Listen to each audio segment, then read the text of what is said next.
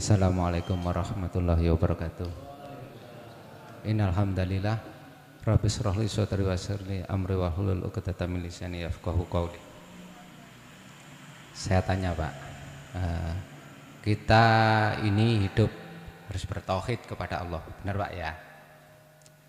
Dan Bapak mengatakan bahwa semua ini digerakkan oleh Allah Subhanahu wa taala.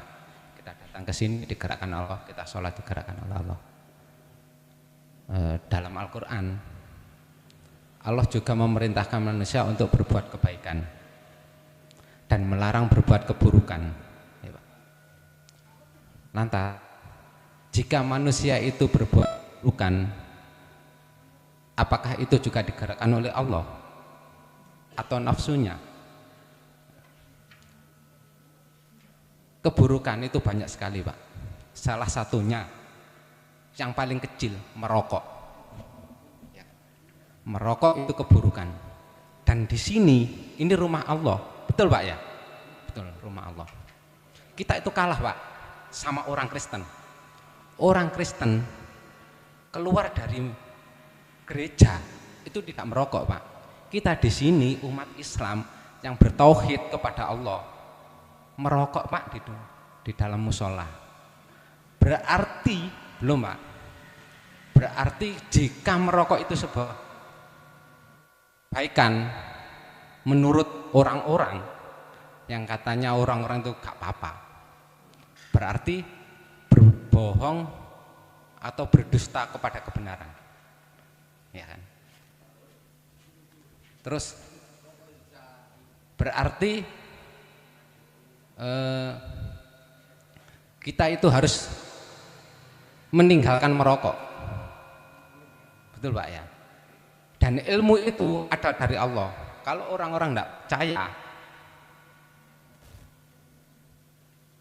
orang yang merokok dan orang yang tidak merokok ketika dirongsen paru-parunya itu beda. Dan itu rongsen itu berarti dari sebuah ilmu, ya Pak ya? Datangnya dari ilmu dan itu dari Allah.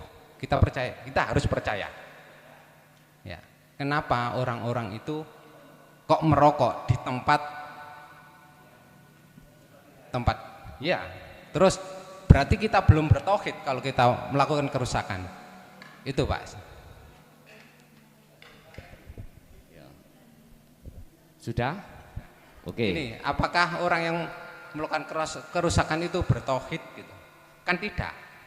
Sudah. Saya tanya, miturut pandangan jenengan, pemahaman sampean iku cara definisi tarkib tauhid itu apa? Coba. Tauhid kan Bapak tadi mengatakan. Kalau saya tanya kepada Anda. Iya. Tadi mengatakan dulu. Saya bertanya. Iya. Iya. Miturut jenengan definisi at-tarkibu bit tauhid itu bagaimana? Menurut jenengan? Aku nggak nyalahno jenengan. Coba. Bertauhid itu artinya itu. Maksudnya al ilmu bit tauhid, tarkibnya itu apa? Saya tidak mengerti apa yang Anda katakan. Oh, bahasa Jawa ya? Nggih. Mengesahkan pada Allah menurut sampean bagaimana? Mengesahkan pada Allah itu ada melaksanakan perintahnya sesuai dengan Al-Quran, karena Al-Quran itu adalah jalan hidup manusia untuk kembali. Wah, kenapa?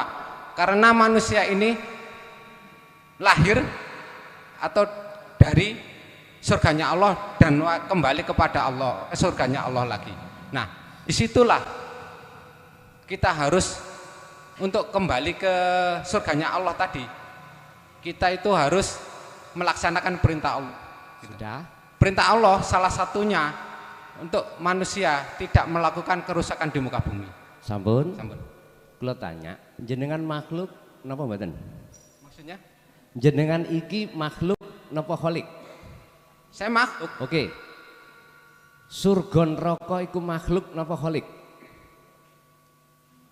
Surga neraka itu ciptaan Allah, Pak. Lah iya, makhluk apa kholik?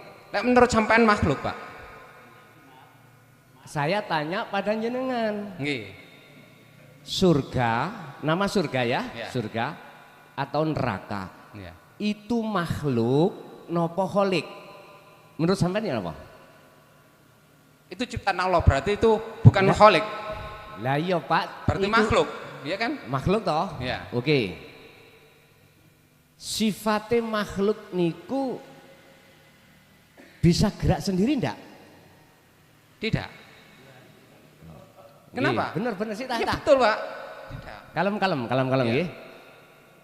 Saya di sini tidak berdebat Pak ya. Tidak, kita tidak berdebat. Tapi cuma saya tanya. menghormati atas semua pendapat orang lain. Ya. Ini, makanya saya katakan kita makhluk. Oke, sepakat nggih, makhluk nggih? Bukan kholik. Surga neraka itu kan ciptaan Allah. Berarti disebut makhluk nggih? Oke. Aku bertanya terhadap jenengan, apakah seluruh makhluk itu bisa gerak sendiri? Ya tidak. Lah, terus yang gerakkan siapa? Allah. Oke. Kalau yang menggerakkan Allah, pernahkah Allah berbuat salah? Allah tidak pernah salah. Lah, wis mulai. Pun bener Pak, pun bener. Pun leres, niku pun leres. Kalau dalam hati sampean Allah tidak pernah berbuat jelek atau keburukan, contoh nyun sewu, merokok tadi buruk ya, buruk, oke. Andai kata Allah tidak menggerakkan saya merokok, bisa saya merokok sendiri sebagai makhluk? Saya tanya lagi ya, maaf Pak ya, saya tidak bisa jawab itu. Gini. Ngeten. Iki mbon saged ketemu. Masalahnya panjenengan damel pandangan hukum syar'i. Lah kami memakai pandangan hukum hakiki. Ini persoalannya. Sampai akhir zaman, Pak. Mboten ketemu. Maaf, kita ini umat Islam Pak, iya kan? Aku Islam kan? Nah, umat Islam harus mengikuti hukum syariat, betul enggak? Saya tanya lagi, betul tidak? Betul. Ya. Oke, ayo. Oke, betul lah. Kita tidak berdebat kan? Oke. Kita diskusi. Kalau kita ikuti hukum syariat, berarti syariat itu datangnya dari Allah dan Rasulnya, betul enggak? Betul. Sekarang aku tanya, umat Islam wajib enggak mengikuti hukum hakikat? Sama jawab. Sekarang sama jawab. Hakikat yang mana? Wajib enggak? Loh, saya tanya, hakikat yang mana? Ya tauhid itu tadi loh. Umat Islam wajib bertauhid. Oh, kalau manusia wajib bertauhid, mengapa manusia masih mengakui kalau dirinya itu yang melakukan? Coba. Saya tanya. Menurut pandangan saya Pak, nyun sewu ya, selama orang masih mengakui dirinya yang merasa bisa melakukan ini tanpa centelan yang menggerakkan Allah, berarti itu belum bertauhid. Menurut pandangan saya. Oke. Berarti menurut pandangan Anda, saya tanya ya. Iya. Menurut pandangan Anda, orang yang melakukan kerusakan itu apakah digerakkan oleh Allah? Betul. Bukan, Pak. Saya tak teruskan. Sampai pun salah, mau dipotong dulu. Itu menurut pandangan manusia dikatakan buruk. Oke? Tapi pandangan Allah tidak buruk. Coba sampai mandang dua arah. Tadi kan sudah saya tanya, Allah kan nggak pernah berbuat buruk. Iku buruk untuk manusia, tapi bagi Allah tidak buruk. Gini, wes sekarang orang mati yang membunuh siapa? Sing membunuh orang mati siapa? Orang hidup dibunuh siapa? Aku tanya dulu. Maaf Pak ya. Aku tanya dulu, iya, jawab apa? dulu sih. Allah apa makhluk lain yang membunuh menurut pandangan sampean? Gini, ruh itu miliknya Allah. Betul Pak ya? Kabeh iku wae Gusti Allah. Enggak, tadi kan kita bicara buruk baik toh? Iya. Jangan keluar dari buruk baik. Sekarang saya ngomong, ada orang mati secara syariat karena sakit apa itu?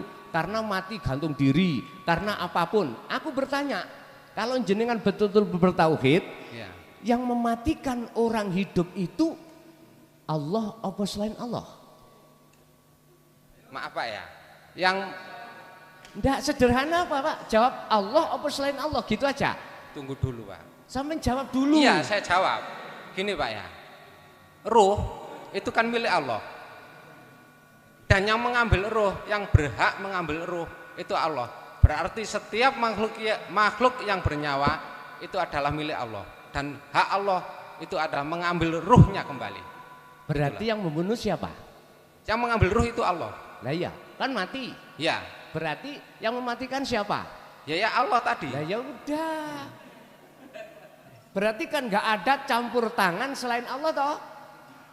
Nggak ada toh? Maksudnya gimana? Gak ada campur tangan Allah. Wis tak kena panitia mawon. Niki mbon sakit ketemu.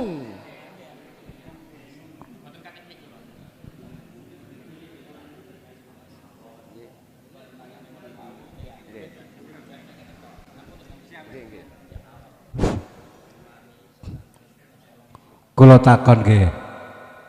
Nggih, kula takon sampean. Nggih. Napa rokok niku dilarang?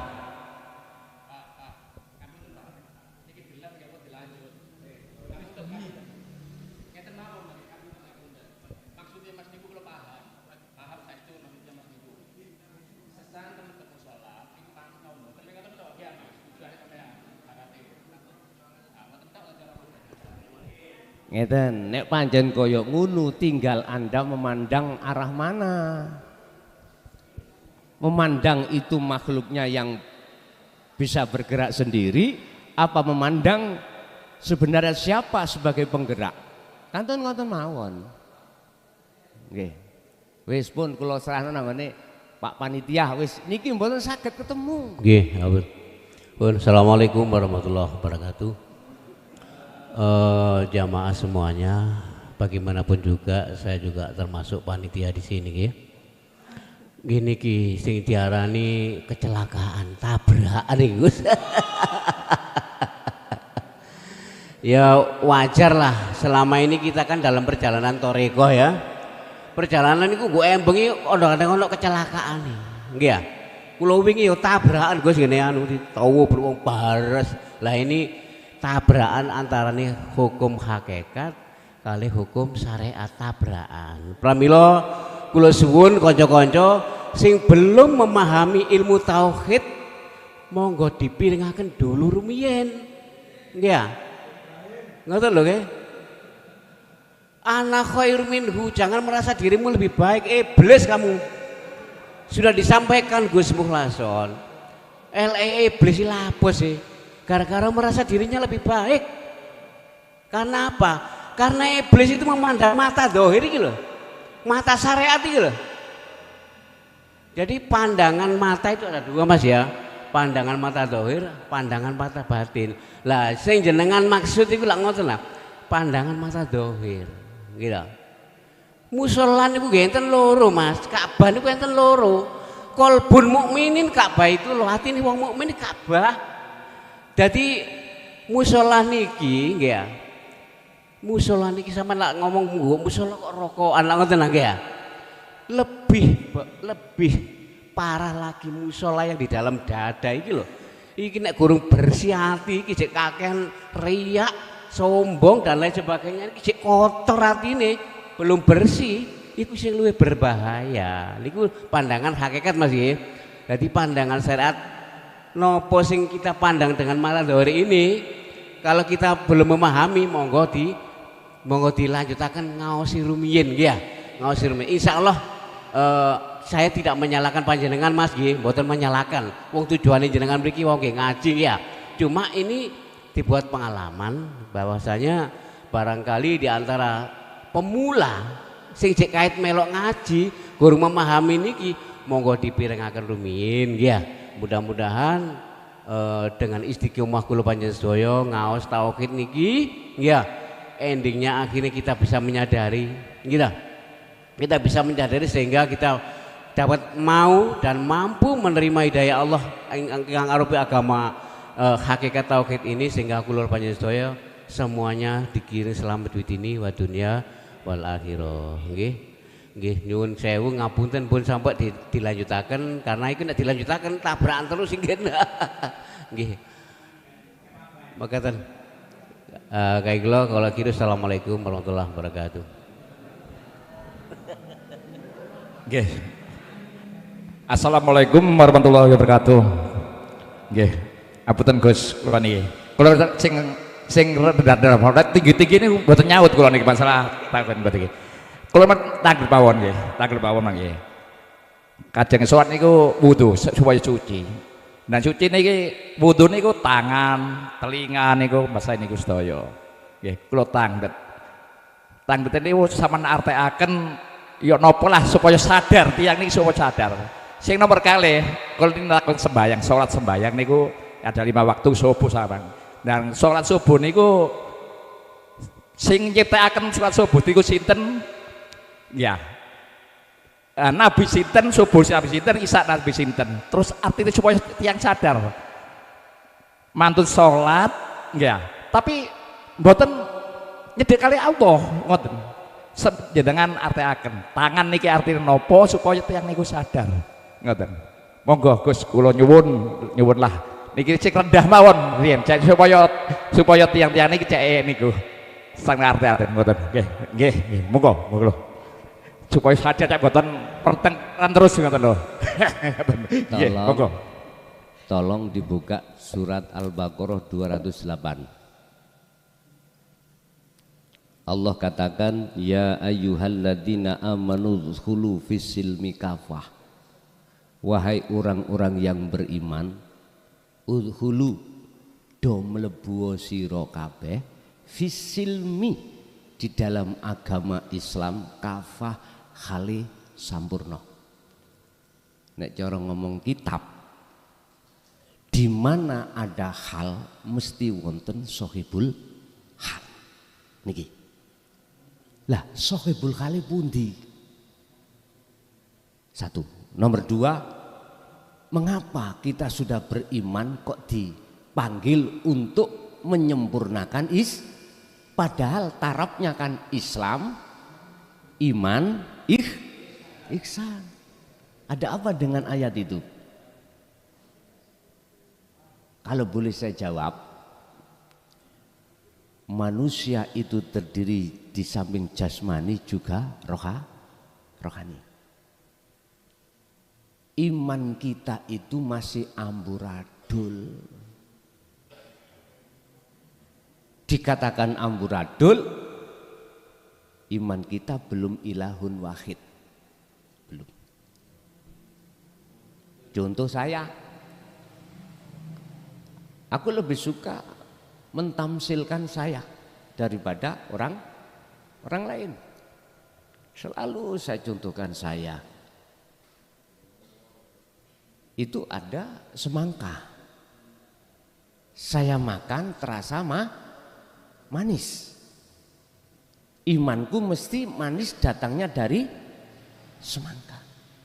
Ini kalau disikapi kacamata syariat benar. Tapi kacamata hakikat sitah tanpa Allah bisa tah makhluk semangka memunculkan rasa manis? Udah. Empun diterima ning akal bos, terima ning ruh, hati. Ngen-ngeno, sampean ngen-ngen. Kita ngaji tauhid itu bukan tujuannya gontok-gontokan, meresapi.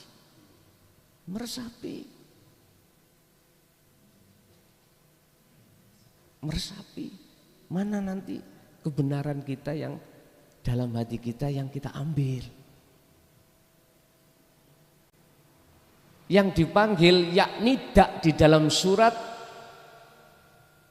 Al-Baqarah 208. Mengapa tidak ya ayyuhal muslimun? Kok amanu? Sudah beriman kok kalimat berikutnya adalah fisilmi, agama lagi Islam. Lah mudun laan. Itu berarti tanda kalau iman kita itu masih belontang. Karena nafsu yang ada pada diri kita yang kita tidak tahu. Apa sih visi dan misinya nafsu dalam diri kita? Wa ma ubarri'u nafsi inna nafsala amaratum bisu. Ngajak elek, ngajak lali, ati sampean datang Allah. Mesti saya tadi akan lalai kalau manis datangnya dari Allah, justru saya beriman dan ingat kalau manis datangnya dari makhluk yaitu semang. Masuklah kamu udhulu do mlebu sira kabeh fisilmi di dalam agama Islam kafah kali sempurna. Yang nomor 2, di samping iman kita masih amburadul, jasad kita lah Pak yang sing muslim, tapi roh ini belum. Buktinya iman roh kita itu masih belontang. Artinya kesempurnaan Islam itu tidak hanya di syariah Pak. Syariat, thariqat, hakikat dan ma'rifat. Ini yang umat Islam tidak menyadari. Akhirnya tidak ngerti carane wudu cara batin. Wudu cara hakikat rohaniyah yang bila main tanpa nganggo banyu. Nek jasmani memang wudu kita cara ambek banyu, syariate di situ harus memakai al-ma'u thahirun mutahhirun, suci dan mensucikan. Jasad, roh kita kemana? Sholat aja lah, ayo ngomong sholat. Jasad kita sholat, ruhaniyah kita menghadap mana?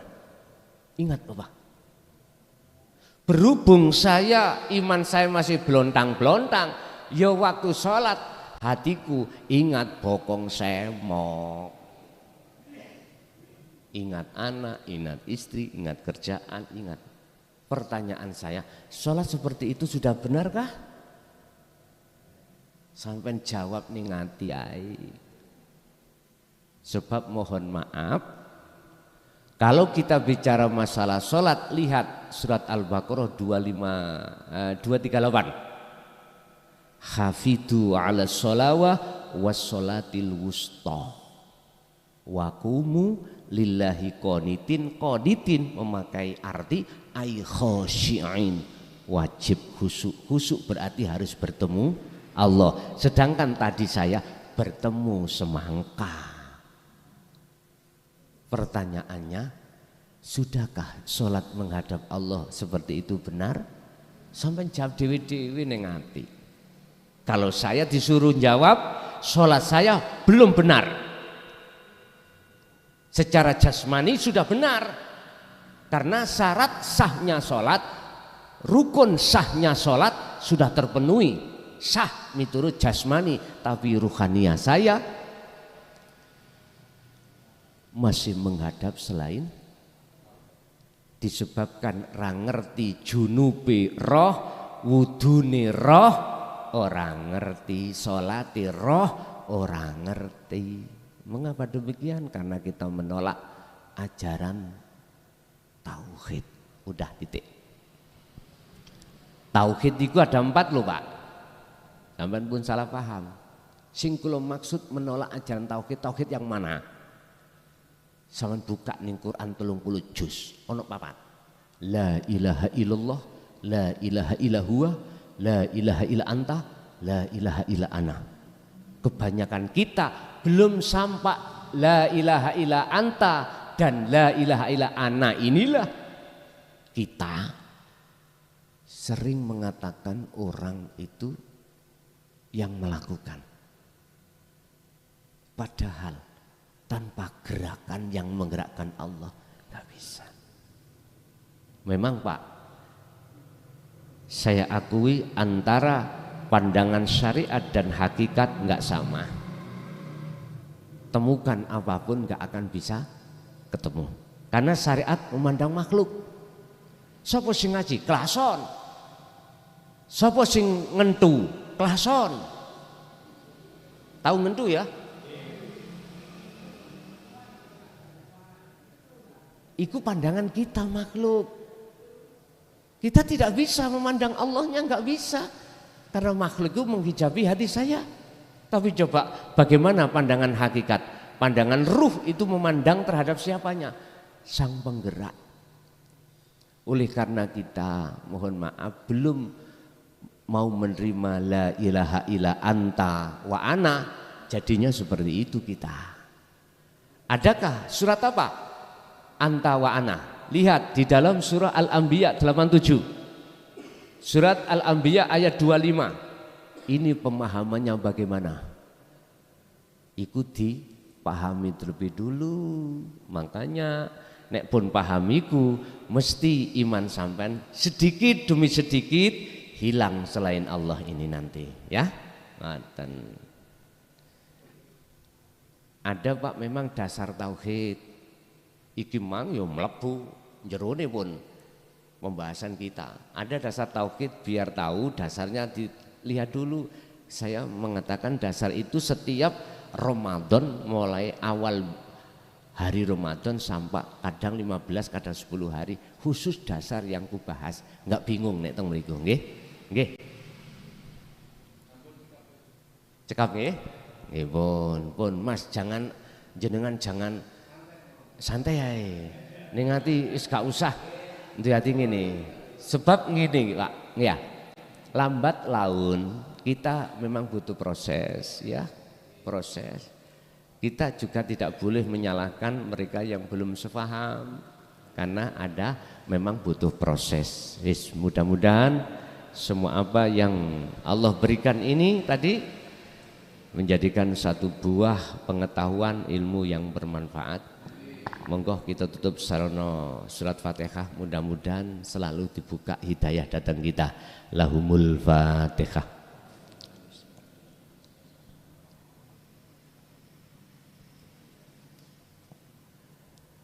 Akhirul kalam, assalamualaikum warahmatullahi wabarakatuh.